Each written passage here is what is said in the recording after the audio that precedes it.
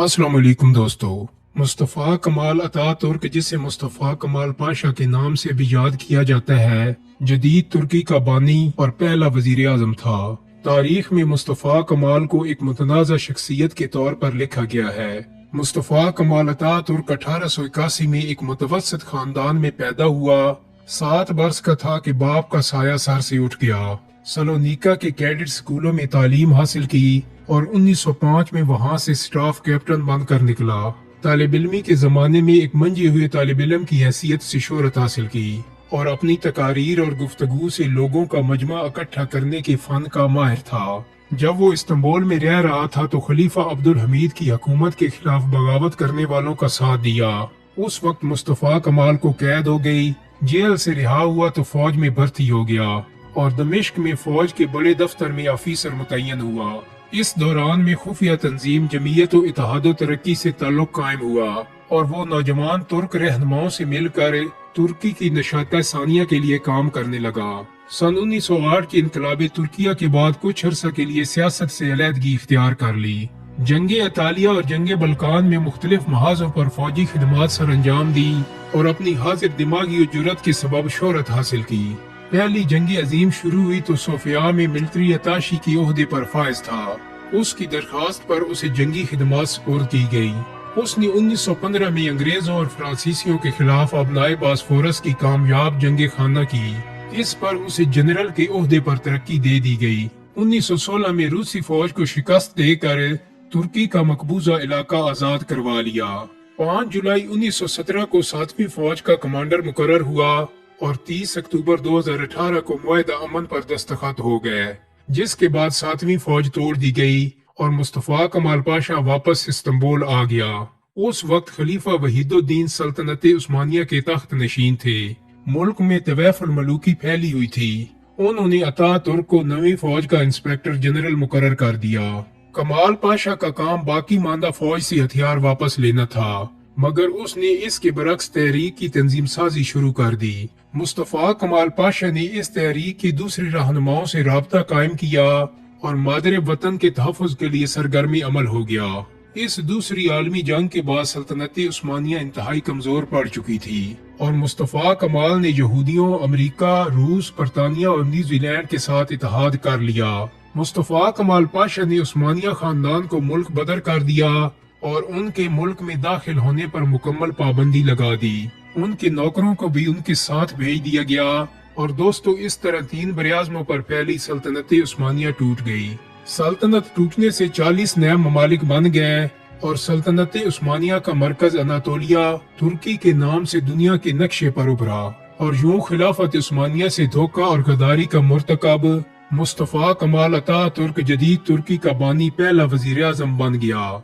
दोस्तों, वो तुर्की जो 623 वर्ष तक खिलाफत उस्मानिया का मरकज रहा और जिसे 6 सदियों तक आलम इस्लाम में मरकजी हैसियत हासिल रही, 1 नवंबर 1922 को अपनी मरकजी हैसियत खो बैठा। जदीद तुर्की के बानी मुस्तफ़ा कमाल अतातुर्क ने खिलाफत उस्मानिया के खात्मे के बाद मुल्क का नज़्म व नस्क चलाने के लिए सेकुलरिज्म का सहारा लिया, जिसकी वजह से सदियों तक दुनियाए इस्लाम की क़ियादत करने वाली रियासत अपनी मुस्लिम शनाख्त और तशख़्ख़ुस से यकलख्त महरूम हो गई और खिलाफत उस्मानिया की अजीम इस्लामी इक़दार का महवर तुर्की सेकुलर तुर्की बन गया। मुस्तफ़ा कमाल पाशा ने तुर्की बिल्कुल बर्बाद कर दिया और इसको आज़ाद मुल्क बना दिया, जिसमें कानून अंग्रेजों का था, जिसके पीछे इसके कुछ ऐसे कारनामे थे जो इसने सहूनी ताकतों की हिमा पर सर अंजाम दिए थे, जिनमें 3 मुआहदे जो 1923 में सल्तनत उस्मानिया के आखिरी सुल्तान से करवाए गए थे। इस वजह से तुर्की पर 1 सदी के लिए पाबंदी लगा दी गई, जो अभी 2023 में खत्म होगी, जिसकी तफसील कुछ यूं है कि तुर्की में इस्लामी कवानीन और शार का मुकम्मल खात्मा कर दिया गया। तुर्की के मादनी ज़खायर निकालने पर पाबंदी लगा दी गई, जो कि तुर्की में कसीर तादाद में मौजूद थे, और तुर्की ने अपनी समुद्री हदूद से गुजरने वाले तिजारती बहरी जहाजों से 100 साल तक कोई टैक्स न लेने का ऐलान किया, जो कि करोड़ों डॉलर बनता था। इस मुआहदे को मुआहदे लोज़ान कहा जाता है और इस मुआहदे के बाद पूरा उस्मानी खानदान तुर्की से मुल्क बदर कर दिया गया और यहाँ तक कि उनकी शहरियत भी मनसूख कर दी गई। दोस्तों, मुस्तफ़ा कमाल अतातुर्क को इस्लाम से शदीद नफरत थी اور اس نے ترکی کی کمان سنبھالتے ہی تمام دینی اداروں پر پابندی عائد کر دی۔ عربی زبان پڑھنے اور پڑھانے پر پابندی عائد کر دی گئی، حتیٰ کہ عربی زبان میں اذان دینے پر بھی پابندی عائد کر دی گئی۔ عورتوں کو حجاب پہننے کی اجازت نہ تھی۔ ترکی کی فوج میں 80 سال تک نماز پڑھنے پر پابندی عائد کی گئی، جو رجب طیب اردگان کے دور میں ختم ہوئی۔ مصطفیٰ کمال اتا ترک کے دور حکومت میں ترکی میں عربی زبان کی تعلیم و تدریس پر مکمل پابندی عائد تھی۔ سینکڑوں علماء نے اس نقطۂ نظر کو مسترد کیا تو ان کو پھانسی دے دی گئی۔ لوگوں کو حج و عمرہ کی ادائیگی سے روکا جاتا تھا۔ مصطفیٰ کمال کے دور میں اتنا ظلم تھا کہ لوگ چھپ کر نماز ادا کرتے تھے، اور اس دور میں اگر کسی شخص کی جیب سے اسلامی سال کی جنتری نکل آتی تو اسے جیل ہو جاتی تھی۔ مصطفیٰ کمال پاشا نے مغرب کی تقلید اور تائید و حمایت کے لیے مذہب سے نفرت کو سیکولرزم کی تعریف قرار دیا اور اسے ہر شعبہ زندگی سے خارج کر دیا۔ اس نے ترکی کو مغربی ممالک کے ہم پلہ بنانے کے لیے سب سے پہلے اسلام کو زد پر رکھا۔ مدارس کو بند کر دیا گیا، قرآن کریم کا پڑھنا اور تعلیم دینا جرم قرار پایا۔ مساجد میں عربی زبان میں اذان دینے اور حج کی ادائیگی پر بھی پابندیاں لگا دی گئیں۔ عورتوں کے لیے پردہ موقوف کر دیا گیا۔ مرد و خواتین کو جبراً مغربی لباس پہننے پر مجبور کیا گیا۔ ترکی ٹوپی ممنوع قرار دے دی گئی۔ نام اختیار کرنے کا ایک نیا سلسلہ شروع کیا گیا اور وہ نام رکھے جانے لگے جن سے کبھی مسلمان ہونے کی بو نہ آئے۔ اسلامی کیلنڈر کا خاتمہ کر دیا گیا۔ اسلام کے آئلی قوانین ختم کر کے اس کی جگہ سوئس قانون کو آئین کا حصہ بنایا گیا۔ نتیجتاً کثرت ازدواج بھی ممنوع ہو گئی، اور حال یہ ہو گیا کہ 98% مسلمانوں کے حامل ملک میں ایک سے زائد شادی کرنے والے افراد دوسری بیوی کو اپنی گرل فرینڈ قرار دیتے تو ان سے کوئی باز پرس نہ کی جاتی، البتہ 2 بیویاں رکھنے پر دھر لیا جاتا۔ عربی رسم الخط کو کالعدم قرار دے کر لاطینی رسم الخط اختیار کیا گیا۔ چن کر عربی اور فارسی الفاظ کو ترکی زبان سے نکال دیا گیا۔ 6 صدیوں تک مرکزی حیثیت رکھنے والے شہر استنبول کی جگہ دارالحکومت کو انقرہ منتقل کر دیا گیا۔ فتح قسطنطنیہ کی سب سے اہم نشانی آیا صوفیہ کو مسجد سے عجائب گھر بنا دیا گیا۔ کمال اتا ترک نے بہت سے رہنماؤں کو زندانوں میں ڈلوا دیا۔ غرضے کی اتا ترک نے پوری کوشش کی کہ اسلام اور مسلمانوں سے تعلق کی ہر نشانی کو مٹا کر ترکی کو مشرق سے کاٹ کر مغرب کا حصہ بنا دیا جائے۔ اس نے آئین بنا کر فوج کے سیاسی کردار کو دستوری تحفظ اور آئین کا محافظ قرار دیا، اور پوری کوشش کی کہ اسلام کا حلیہ بگاڑ کر ترک مسلمانوں کو ان کے صدیوں پر محیط عظیم علمی، غادبی، ثقافتی اور ہر اس دینی ورثے سے محروم کر دیا جو فکر اسلامی کا عکاس و آئینہ دار تھا۔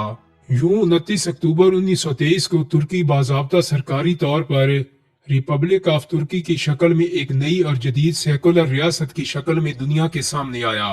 لیکن دوستو کہتے ہیں کہ خدا کے ہاں دیر ہے اندیر نہیں، اور اللہ ہر ظالم کی رسی دراز ضرور کرتا ہے لیکن پھر اس کو اس کے انجام تک بھی ضرور پہنچاتا ہے۔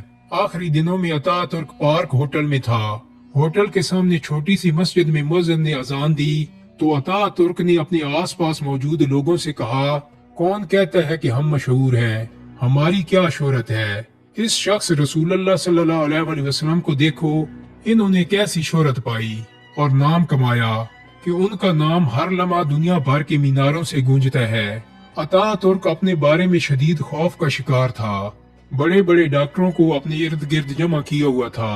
اس کو جگر کی تکلیف تھی جس سے ہر وقت اسے پیاس لگتی تھی۔ پھر ڈاکٹر سرنج کے ذریعے اس کے پیٹ سے پانی نکالتے تھے۔ اس کے علاوہ اس کے جسم کے کافی حصوں میں کیڑے ہو گئے تھے جو آلات کے بغیر صرف آنکھ سے نہیں دیکھے جا سکتے تھے۔ یہ کیڑے سرخ رنگ کے تھے۔ ان کیڑوں کی وجہ سے اس کو خارش اور کھجلی کی بھی سخت تکلیف تھی، حتیٰ کہ عیادت کے لیے آنے والے سفیر اور غیر ملکی وفود کی موجودگی میں بھی وہ اکثر کھجلی میں مشغول رہتا۔ کچھ ڈاکٹروں نے کہا یہ خارش ایک خاص قسم کی سرخ چیونٹی سے لگتی ہے اور یہ چیونٹی تو صرف چائنا میں پائی جاتی ہے۔ دوستو اتا ترک 1356 ہجری سے 1358 ہجری تک اسی حالت میں رہ کر 16 شعبان 1358 کو ہلاک ہو گیا۔ مرنے کے بعد اس کی نماز جنازہ کے حوالے سے شدید اختلافات سامنے آ گئے۔ وزیر اعظم چاہتے تھے کہ ان کی نماز جنازہ نہ پڑھی جائے، جبکہ آرمی چیف کی رائے تھی کہ نماز جنازہ پڑھی جائے۔ پھر اس کی نماز جنازہ اوقاف کے ڈائریکٹر شرف الدین افندی نے پڑھائی، جو خود اتا ترک سے بدتر اور خبیث آدمی تھا۔ سب سے عجیب و غریب اور آخری کام جو اتا ترک نے مرنے سے پہلے کیا وہ یہ تھا کہ اس نے ترکی میں برطانیہ کے سفیر کو اپنا جانشین قرار دیا اور اس کے حوالے سے وصیت بھی کی، یعنی وہ مرنے کے بعد بھی اپنے آقا برطانیہ کو راضی کرنا چاہتا تھا۔ دوستو امید کرتا ہوں کہ میری آج کی ویڈیو آپ کو پسند آئی ہوگی۔ اگر ویڈیو اچھی